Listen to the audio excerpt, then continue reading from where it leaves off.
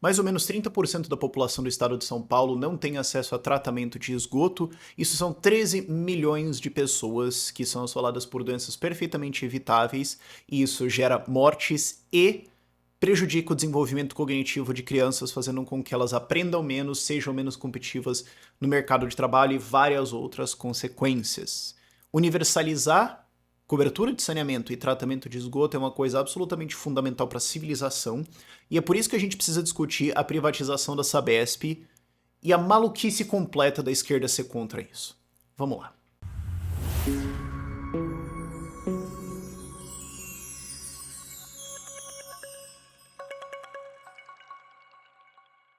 E eu vou tentar soltar esse vídeo aqui ainda meio-dia de quarta-feira, porque hoje, se tudo der certo, deve ser votada na Assembleia do Estado de São Paulo a privatização da Sabesp. E na verdade o que está sendo autorizado é que o Estado de São Paulo reduza sua participação acionária na empresa de 50,2% para até 15%, mas é discricionário do Estado de quanto ele pode reduzir, quanto ele pode vender ainda, a gente vai discutir isso lá na frente.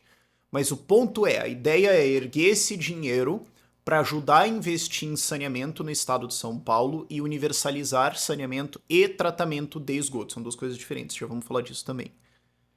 Isso é não só fornecer um serviço, isso é salvar vidas, isso é salvar meio ambiente também, porque saneamento é disparado o maior dano ao meio ambiente que você tem, assim, sistemático acontecendo, porque você pode falar, mas desmatamento e tudo mais, mas tipo, num ponto assim e tal. Saneamento é muito pesado nisso, e como eu falei, não é só vidas, como se fosse só vidas, é também desenvolvimento cognitivo de milhões de crianças. Vamos voltar um pouquinho na história, alguns anos aqui, para a aprovação do novo marco do saneamento lá em Brasília, em nível federal, que foi o que permitiu, ou em boa parte também forçou a mão, de acontecer isso em nível estadual, que é o que está acontecendo agora. Quando o novo marco do saneamento estava sendo discutido, e eu estava muito dentro disso, porque na época a gente estava ajudando a fazer toda a pressão para aprovação, a gente puxou a hashtag aqui, saneamento é básico, um monte de coisa assim. Muito obrigado quem ajudou, inclusive, que isso foi decisivo para trazer apoio de deputados a ser a favor disso. As pessoas não sabiam quão medieval o Brasil era, e ainda é em vários aspectos. 50% da população do Brasil não tem acesso a tratamento de esgoto. Então, sim, é mais do que 100 milhões de pessoas, ok? É um negócio, assim, brutal. Eu acho que a estatística mais brutal disso tudo é que até 2019, estima-se, o IBGE estimou que 11 mil pessoas morreram por ano por doenças relacionadas à falta de saneamento. Então, diarreia, doença de Chagas, todo esse tipo de coisa. Cara, 11 mil pessoas, se você fizer uma conta, e é uma conta estimada, tá, mas vamos lá. Então, se 30% da população de São Paulo não tem acesso a tratamento, isso dá mais ou menos 13 milhões de pessoas, assumindo que essas 13 milhões de 105 milhões, que a população hoje é 210, quantas mortes foram de São Paulo? Mais ou menos 1.300, 1.400 mortes no estado de São Paulo, que a galera considerasse, o super desenvolvido, né? A gente não tá falando, tipo, Tocantins, norte lá profundo, do Amazonas e tudo mais. A gente não tá falando de Acre ou interior do Nordeste, tá falando de São Paulo, cara. Isso aqui é 1.300, 1.400 mortes por ano evitáveis por falta de saneamento. Essa era a estatística que eu vivia batendo na cabeça das pessoas. Se você tá falando contra a privatização, você tá falando, esse pessoal vai morrer mesmo aí, azar. Porque a gente não pode achar que essas vidas são mais importantes do que a defesa da estatal. Defender essa estatal, defender os cargos de nomeação políticos lá dentro, defender essa ingerência toda política e toda a corrupção que tem dentro disso, é mais importante do que 11 mil vidas por ano. É isso que era o argumento da esquerda pra ser contra, assim, no fim das contas. E os caras eram contra. Mas o novo marco do saneamento foi aprovado em nível federal. O Lula fez vários esforços ao longo desse ano para tentar destruir o novo marco do saneamento. Alguns até funcionaram, mas isso é uma discussão para outro vídeo. O ponto é, ele obriga a universalização de água e saneamento até 2033. O que o Lula fez, de certa forma, foi tirar a punição disso, falando assim, é obrigatório, mas se não quiser, não precisa.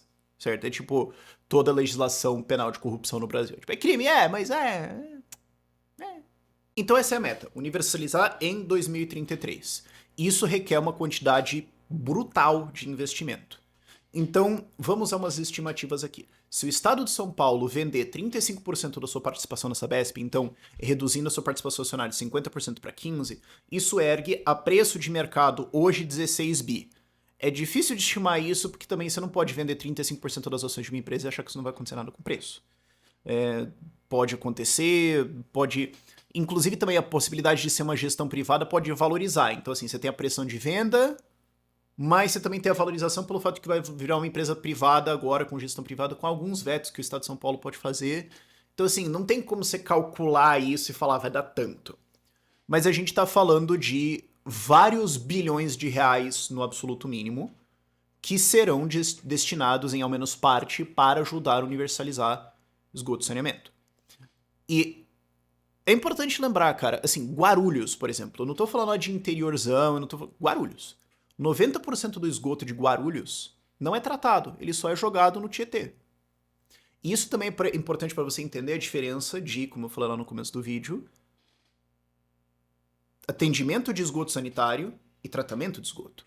Atendimento é você ter o cano para você não jogar na rua, para você não jogar direto você num rio. Então vai para um sistema. Agora, se esse cano termina num rio, você não está tratando. Então você pode ter cobertura de esgotamento muito alta, mas ter um tratamento muito baixo. É importante entender essa diferença.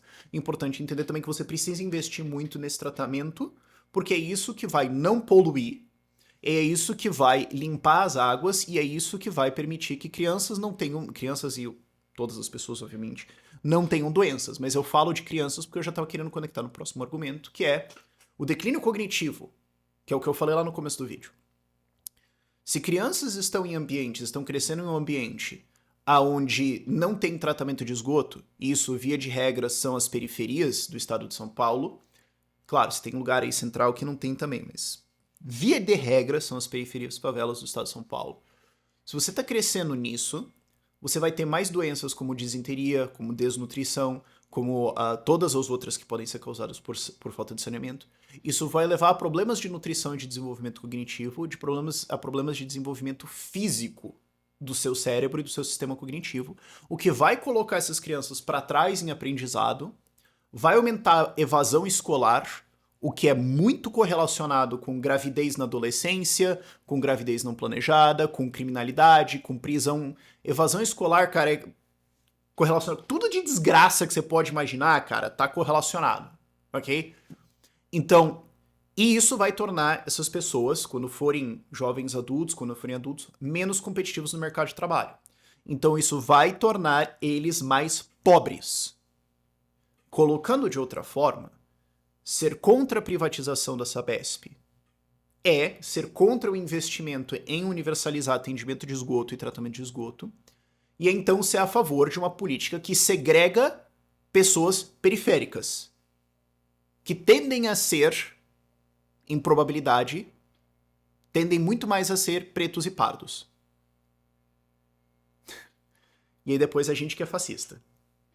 Pois a gente que quer defender privatização é fascista e eles que estão em defesa das minorias. A principal muleta que a esquerda se apoia para falar que nós somos contra é que é porque vai subir a tarifa, pode subir o preço para as pessoas. Então vamos pegar esse argumento de várias partes diferentes. Vamos primeiro pegar o pior caso possível. Digamos que suba. Se subiu com um aumento de qualidade de serviço ou com a prestação de serviço, qual é o problema? Não, sério, assim, porque uma das coisas que você mais ouve de reclamação em São Paulo, e assim, não é nem assim, zonas periféricas e tudo mais, cara, pra todo lá tem esse problema. É ar no cano e daí o relógio tá girando e eu tô pagando por ar, não tem fornecimento de água adequado, é uma coisa normal. É uma coisa extremamente normal no estado de São Paulo. Então assim, se você vai pagar mais, mas o negócio vai funcionar, obviamente você tá pagando mais porque agora tem uma efetiva prestação. E outra coisa também é problemas de subsídios. Isso acontecia, por exemplo, eu morei em Vinhedo por um tempo, no interior de São Paulo, ali perto de Campinas. E assim, são coisas que ninguém olha, mas a agência de águas da cidade dava um prejuízo, assim, bem considerável por ano. Mais ou menos 10% do orçamento da cidade era bancar o déficit da empresa de água e saneamento da cidade. Então, a tarifa de água era mais barata. Se você privatizar o negócio, ela investir lá, a tarifa vai subir. Só que o que você não percebe é que você já estava pagando essa tarifa no seu IPTU. E isso dava tipo 600, 700, 800 reais por pessoa por ano. Então, assim, disfarçadamente a conta de água e esgoto é mais baixa, mas você não percebe que você está subsidiando ela de outra forma. Então, pode acontecer um aumento porque esse subsídio acabou. E aí, mas é que daí você tem que ver se então vai baixar o imposto do outro lado. Sim, tem umas complicações como essas, né? Só porque então acabou o subsídio não quer dizer que o governo vai parar de cobrar você e daí você tem que fazer uma pressão nisso, tem que ter vereador lá e tudo mais. Tá, é complicado. Agora, é uma coisa que muita gente não percebe que acontece. E depois vale lembrar assim, a Sabesp é lucrativa, ela é uma empresa que tá bem das contas até. Eles têm uma margem de lucro bem saudável de 12%, eles têm um retorno sobre o capital investido de 9 ou 10%. Então é uma empresa bem saudável ali, não é uma empresa que está explodida das contas e está sendo subsidiada pelo Estado, e depois então teria que subir tarifas para compensar o rombo que ela está repassando para você de alguma outra forma. Não, isso não está nas contas ali. Então, é um argumento bem vago, e se você pressionar alguém de esquerda, eles não vão explicar por que subiria, fora assim, porque vai entrar uma empresa fascista malvadona que vai subir a água para 1 milhão de reais para genocidar os pobres. Você não vai receber um argumento mais inteligente do que esse. E o argumento secundário, que é uma coisa mais que aconteceu agora por causa da Enel e a queda de luz em São Paulo, é mas e se o serviço for uma porcaria que nem da Enel? Primeiro que vale lembrar que a Enel é uma estatal italiana, né? Então você privatizar para uma outra estatal foi um negócio meio torto. Mas o ponto é, pode ter mau serviço? Sim, isso é uma possibilidade. Ninguém tá falando que vai literalmente abrir os céus e a divindade da gestão vai... Podem acontecer erros. Agora, quando esses problemas acontecem, você precisa ter uma coisa chamada punição. Que assim, existia um contrato, você descumpriu ele, e agora a empresa será punida. E isso, na verdade, então se torna um debate sobre impunidade no Brasil. Muitas empresas de vários tipos e governos fornecem serviços ruins porque eles sabem que não existe consequência disso. Mas até isso leva a uma outra discussão que é assim, peraí, então 11 mil pessoas por ano morriam no Brasil por falta de saneamento e ninguém foi responsabilizado. Tipo, nenhuma estatal foi responsabilizada, nenhum político, nenhum diretor de agência de águas, ninguém. Tudo bem, faz parte. Né? A resposta dos políticos foi, pouco chato, né? Isso que é uma coisa, eu acabei de fazer a conta aqui de que a gente tem mais ou menos 1.300, 1.400 mortes de pessoas do estado de São Paulo por ano por causa disso e zero consequência. Hoje você tem esse problema de ar nos canos também, zero consequência. Você tem 90% do esgoto de Guarulhos sendo jogado no Tietê, e quando que a gente ouviu falar de uma multa ambiental por causa disso? Mas é porque daí é uma multa na estatal, e daí o estado multando ele mesmo, então deixa. Então toca, né? Vai ficar aquela porcaria, vai feder, vai morrer gente, criança vai crescer com problema cognitivo por causa disso. O Brasil é o país da impunidade, então não é um problema de essa empresa ou aquela ou a privatização. O problema é que quando você erra no Brasil, existe uma consequência? Não. Isso é alguma coisa a ver com saneamento ou com privatização? Não. Agora vai tentar falar sobre punir erros com a esquerda pra você ver o que acontece. Isso é um debate muito frutífero. Enfim, torço para que seja aprovada essa votação hoje e que a gente consiga ter essa privatização e trazer muito mais investimentos para isso, porque, cara, isso aqui é básico de civilização. E também é bom porque é um assunto que expõe como a esquerda é uma coisa assim completamente casuística. É um negócio completamente. É privatização, eu sou contra. Mas pobre vai ter problema de desenvolvimento cognitivo por causa disso.